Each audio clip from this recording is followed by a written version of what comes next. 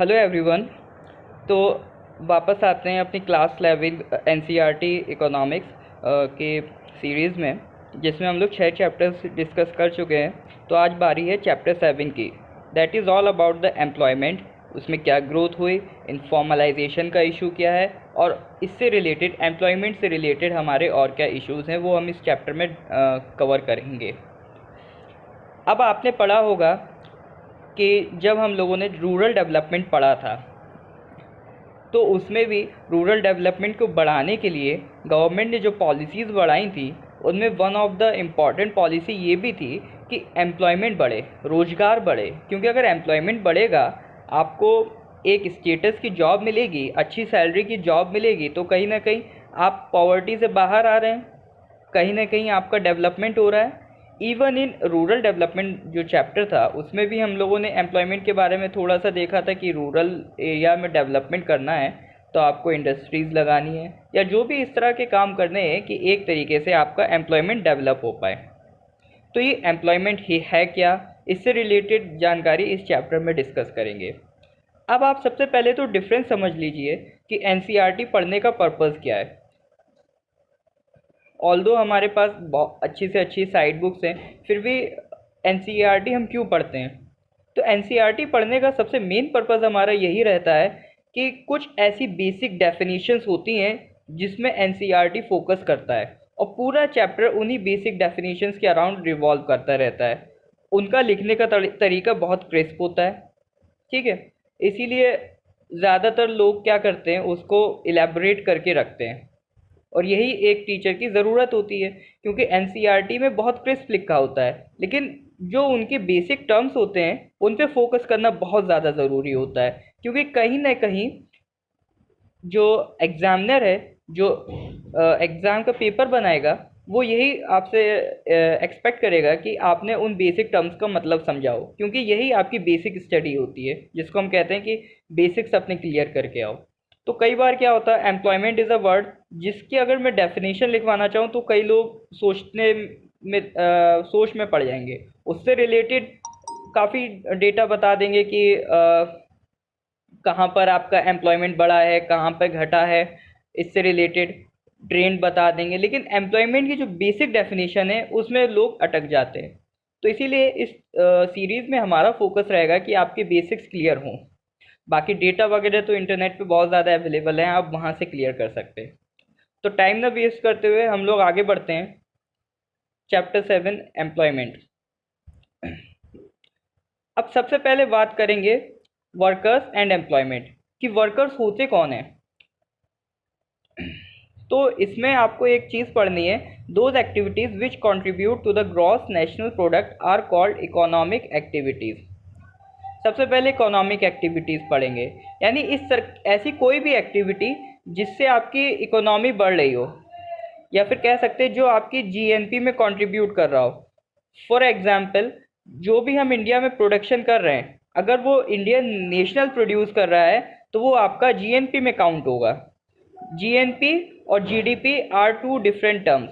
GDP में आपका होता है कि डोमेस्टिक ग्रॉस डोमेस्टिक प्रोडक्शन, यानी जो भी production with in the territory of the country, with in the territory of the country जो भी प्रोडक्शन होगा वो जीडीपी में जाएगा।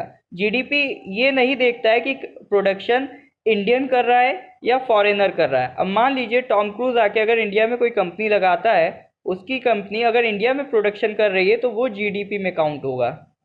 और जीएनपी में आपका काउंट होता है एक इंडियन नेशनल क्या प्रोड्यूस कर रहा है। अब मान लीजिए अमेरिका में बैठा कोई पर्सन, अब मान लीजिए जैसे अंबानी जी की कोई कंपनी अमेरिका में है, तो वो अमेरिका में कुछ प्रोडक्शन करेगी, तो वहाँ से जो इकोनॉमिक एक्टिविटी जनरेट होगी तो वो आपका जीएनपी में काउंट होगी।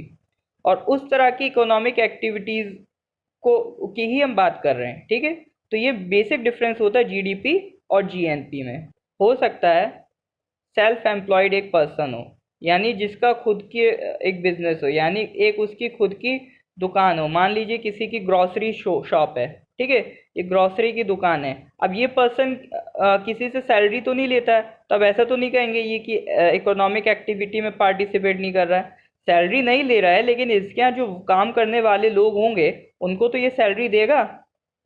तो उनके तो घर ये चलाएगा, और कहीं से प्रोडक्ट लेके आ रहा है, कहीं ये प्रोडक्ट बेच रहा है, अपना ये बीच में प्रॉफिट कमाएगा, और जाके मार्केट में कुछ और प्रोडक्ट खरीदेगा, तो उस फैक्ट्री का काम चलेगा। तो कहीं ना कहीं ये भी इकोनॉमी में कंट्रीब्यूट तो कर ही रहा है। तो इस तरह के जो सेल्फ एम्प्लॉयड वर्कर्स होते हैं, इनको भी हम वर्कर्स कैटेगरी में काउंट करेंगे। अब जो एम्प्लॉयमेंट का नेचर होता है वो होता है मल्टी फेसिटेड, यानी कि हो सकता है नेचर ऑफ एम्प्लॉयमेंट में आपके वैसे 3 कैटेगरीज होती हैं जो हम लोग आगे देखेंगे। वही मैंने कहा, या तो हो सकता है वो एक कैजुअल लेबरर हो, या तो हो सकता है वो एक रेगुलर सैलरीड एम्प्लॉय हो, या तो हो सकता है वो सेल्फ एम्प्लॉयड हो, यानी उसकी खुद की जॉब हो। ठीक है, वो नेचर ऑफ द जॉब कुछ भी हो सकता है। अब इसमें एक इम्पॉर्टेंट पॉइंट है कि while estimating the number of workers, all those who are engaged in economic activities are included as employed, यानी जो भी लोग इकोनॉमिक एक्टिविटीज़ में पार्टिसिपेट कर रहे हैं हम उनको एम्प्लॉयड कहेंगे। अब यहाँ पे जो हमारी हाउस होल्ड वीमेन होती हैं, जो कि कुकिंग का काम करती हैं, और रूरल एरियाज़ में जाएँ तो वो पानी भर के लाती हैं, लकड़ी फ्यूल बनाने के लिए इकट्ठा करके लाती हैं, फार्म लेबर में पार्टिसिपेट करती हैं। अब जो एम्प्लॉयमेंट का नेचर होता है वो होता है मल्टी फेसिटेड, यानी कि हो सकता है नेचर ऑफ एम्प्लॉयमेंट में आपके वैसे 3 कैटेगरीज होती हैं जो हम लोग आगे देखेंगे। वही मैंने कहा, या तो हो सकता है वो एक कैजुअल लेबरर हो, या तो हो सकता है वो एक रेगुलर सैलरीड एम्प्लॉय हो, या तो हो सकता है वो सेल्फ एम्प्लॉयड हो, यानी उसकी खुद की जॉब हो। ठीक है, वो नेचर ऑफ द जॉब कुछ भी हो सकता है। अब इसमें एक इम्पॉर्टेंट पॉइंट है कि while estimating the number of workers, all those who are engaged in economic activities are included as employed, यानी जो भी लोग इकोनॉमिक एक्टिविटीज़ में पार्टिसिपेट कर रहे हैं हम उनको एम्प्लॉयड कहेंगे। अब यहाँ पे जो हमारी हाउस होल्ड वीमेन होती हैं, जो कि कुकिंग का काम करती हैं, और रूरल एरियाज़ में जाएँ तो वो पानी भर के लाती हैं, लकड़ी फ्यूल बनाने के लिए इकट्ठा करके लाती हैं, फार्म लेबर में पार्टिसिपेट करती हैं। तो इनको पे तो नहीं मिल रही है, कैश में किसी तरह का पेमेंट नहीं मिल रहा है, बस ये एक हाउस होल्ड हैं, और due to our patriarchal mindset जो हमारी सोसाइटी में है, तो ये फीमेल्स के लिए एक रिस्पॉन्सिबिलिटी बन जाता है कि ये काम सिर्फ उन्हीं को करना है, खाना उन्हीं को बनाना है। तो ये सब जो वो एक्टिविटी कर रही हैं, तो इसको हम अभी इकोनॉमिक एक्टिविटी में काउंट नहीं करते हैं, क्योंकि हम कहते हैं कि उन्हें पेमेंट नहीं मिल रहा है, तो इसीलिए उन्हें एम्प्लॉयमेंट कैटेगरी में काउंट नहीं किया जाएगा। ठीक है, अब ये भी एक डिबेटेबल इशू है। कई इकोनॉमिस्ट कहते हैं कि ये लोग ऐसे women workers, women house holds कहीं ना कहीं तो इकोनॉमी में कंट्रीब्यूट कर रही हैं, तो इनका पार्टिसिपेशन आप क्यों नहीं ले रहे हैं, ये एक डिबेटेबल टॉपिक है। तो इसके बाद हम लोग आगे बढ़ते हैं, participation of people in employment.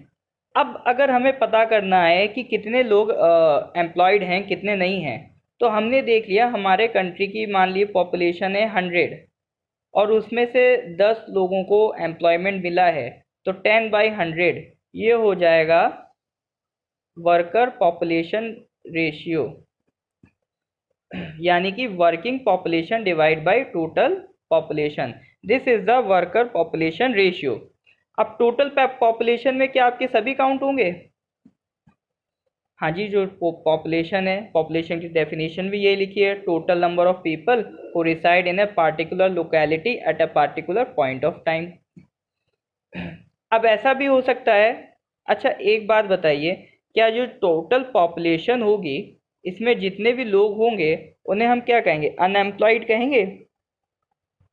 अब ऐसा तो ज़रूरी नहीं है, क्योंकि इसमें अनएम्प्लॉयड लोग भी होंगे, कुछ किड्स भी होंगे, कुछ ओल्ड एज पर्सन्स भी होंगे जो अब काम नहीं कर सकते हैं। तो ये सारे लोग मिला के क्या बनाते हैं, टोटल पॉपुलेशन।